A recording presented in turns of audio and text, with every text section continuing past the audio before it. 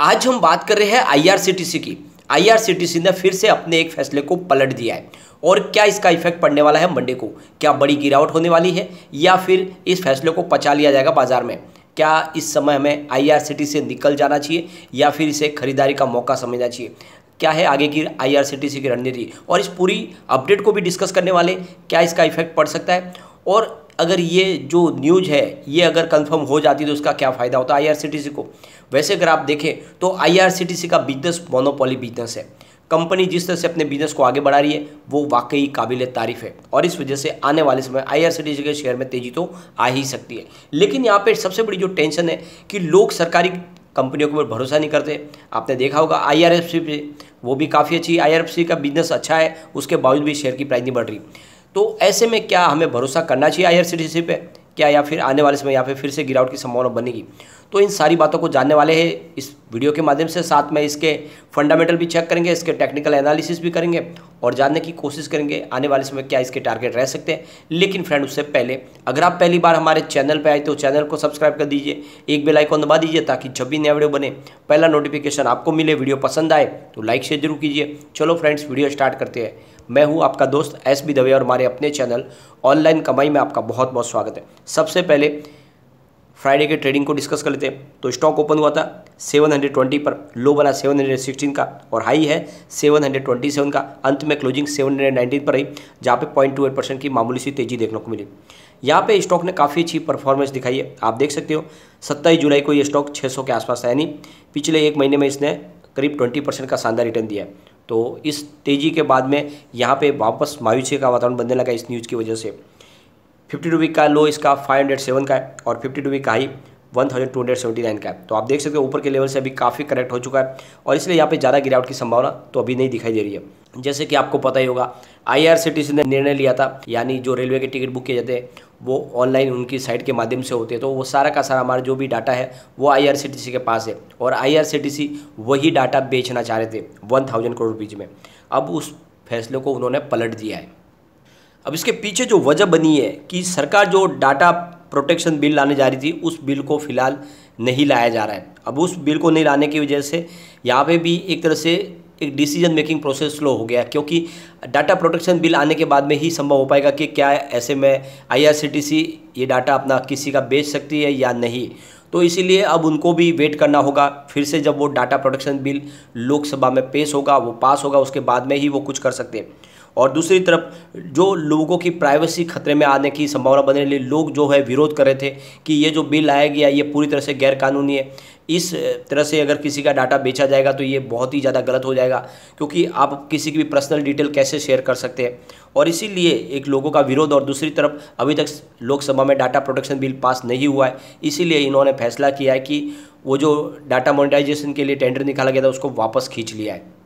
इससे पहले फ्राइडे को संचार और सूचना प्रौद्योगिकी की जो संसदीय समिति थी उन्होंने आईआरसीटीसी के अधिकारियों को तलब किया था और उनसे ये पूछा था कि ये जो आप डाटा शेयर करने वाले हैं दूसरों के साथ में, लोगों के डाटा को आप बेचने जाते हैं तो इनकी पर्सनल डिटेल है क्या वो आगे नहीं जाएगी, क्या लोगों के लिए रिस्क पैदा नहीं होगी। तो उनकी जो चिंता से उनको अवगत कराया था और इसके बाद आईआरसीटीसी की तरफ से उस संसदीय समिति के सामने कहा गया कि हम अपना टेंडर वापस ले रहे हैं, फिलहाल हम ये नहीं बेचने जा रहे हैं, इस निर्णय को हमने वापस ले लिया है। अब ये रेलवे मिनिस्ट्री चाहती है कि क्या इसको आने वाले समय में फिर से बेचा जाए, यानी लोगों की डाटा को बेचने के लिए टेंडर निकाला जाएगा नहीं। ये सारा का सारा जो डाटा प्रोटेक्शन बिल के ऊपर डिपेंड करता है। वो बिल पास होगा उसके बाद में ही निर्णय लिया जा सकता है। तो फिलहाल तो ये निर्णय टल चुका है। यहाँ पे आईआरसीटीसी के पास कम से कम 80 मिलियन यूजर्स का डाटा है जिनको वो 1000 करोड़ रुपीज़ में बेचने जा रहे थे और एक बड़ी रेवेन्यू अर्न करने की कोशिश कर रहे थे। क्योंकि यहाँ पे आप देख सकते हो कि रेलवे ऐसे बहुत सारे फैसले करने जा रही है जिसकी वजह से उनके बिजनेस में बढ़ोतरी हो, और इसमें से एक इन्होंने ये निर्णय लिया था। लेकिन अगर आप देखें तो ये जो डाटा शेयर किया जा रहा है इसमें आदमी का जो आप देख सकते हो नाम, उसकी उम्र, उसके मोबाइल नंबर, उसकी ईमेल आईडी और कहाँ पे उसने ट्रैवलिंग की, कितनी उनके साथ सीट थी, कौन से होटल में वो ठहरे, वो सारी की सारी डिटेल जानकारी दूसरे के पास जाने वाली है और उसकी वजह से उसकी सिक्योरिटी पे भी कुछ भी रिस्क हो सकती है और इसीलिए यहाँ पे इसको रोकना भी ज़रूरी था। और इसीलिए देखें तो इंटरनेट फ्रीडम फाउंडेशन के प्रतीक वागरे ने कहा है कि भले ही रेलवे हर तरह से सिक्योरिटी बरतेगी लेकिन फिर भी किसी का भी डाटा लीक हो सकता है और उसको उसका नुकसान हो सकता है। इस समय जब बहुत सारे ऐसे थ्रेड्स में हैकर्स है कि किसी भी तरह से डाटा है जो चोरी कर सकते, तो ऐसे में इतनी सारी जानकारी पब्लिक प्लेटफॉर्म पे आना तो बड़ी रिस्क की बात हो जाती है और इसीलिए इसको नहीं लाना चाहिए। तो आप देख सकते हो कि फिलहाल निर्णय वापस ले लिया गया है और इसका थोड़ा सा निगेटिव इफेक्ट हमें देखने को मिल सकता है मंडे के बिजनेस पे, क्योंकि देख सकते हैं कि ट्रेडिंग थोड़ी सी गिरावट के साथ में शुरू हो सकती है। लेकिन अगर आप देखें तो एक तरह से ये निर्णय अच्छा है। लोगों का डाटा बेचना अच्छी बात नहीं है, क्योंकि लोगों की प्राइवेसी का यहाँ पे आप देखें तो दखल अंदाजी हो रही है और ये नहीं होना चाहिए।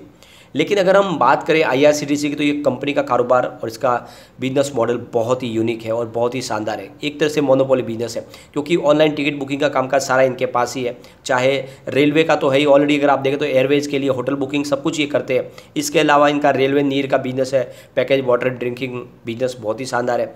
रेलवे कैटरिंग का बिजनेस है जो बहुत ही ज़बरदस्त तरीके से चल रहा है। तो कितने टूर ये ऑर्गेनाइज करते हैं, चाहे रिलीजन टूर हो या फिर हॉलीडेज टूर हो, तो बिजनेस इनका बहुत ही शानदार है और लगातार कंपनी का प्रॉफिट भी चल रहा है। तो ऐसे में आपको IRCTC में बने रहना चाहिए। आने वाले समय डेफिनेटली आपको बहुत ही अच्छा रिटर्न मिलेगा। स्प्लिट के बाद स्टॉक फिर से दौड़ने को तैयार हो चुका है। अगर हम इसके फंडामेंटल देखें तो आप देख सकते हो मार्केट कैप 57,468 करोड़ रुपीज़ का है। इसकी करंट प्राइस 719 की है। इसका लो 521 का और हाई 1279 का 52 वीक का। स्टॉक का P 69.3 है। बुक वैल्यू इसकी 23.6 है और इसके अलावा कंपनी ने 0.49% का डिविडेंड भी दिया है। इसका ROC 51.3 है और इसका ROE 39.9 है। फेस वैल्यू 2 है। तो देख सकते हो कि काफ़ी अच्छे फंडामेंटल है। इसके अलावा अगर बात करें तो कंपनी ऑलमोस्ट डेट फ्री है। इसके अलावा क्वार्टर रिजल्ट बहुत ही शानदार दे रही है कंपनी लगातार। पिछले 5 साल के स्टॉक प्राइस CAGR देखें तो इसने 23.8% में मेंटेन रखा हुआ है, काफ़ी अच्छा रिटर्न दिया है। इसके अलावा इसका कंपनी का ROE का ट्रैक रिकॉर्ड देखे थे तो पिछले 3 साल के हिसाब से 31.6% पर मेंटेन रखा हुआ है, जो बहुत ही अच्छी बात है।